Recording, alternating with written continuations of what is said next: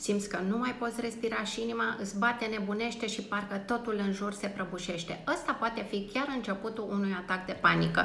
Hai să-ți arăt cum te poți ajuta singur în mai puțin de un minut. Când ești prins în atacul de panică, corpul tău intră pe modul luptă sau fugi. Știu că pare imposibil, dar iată cum poți să-ți recapezi controlul imediat într-un minut. Prin tehnica 5, 4, 3, 2, 1.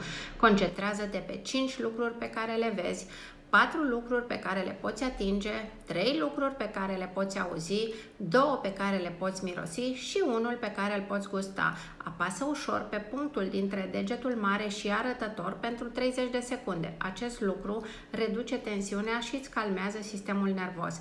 Aceste tehnici îți pot schimba momentul critic. Salvează acest video ca să știi ce să faci data viitoare. Dă-mi un follow dacă vrei să afli mai multe despre controlul anxietății și cum să ai grijă de sănătatea ta.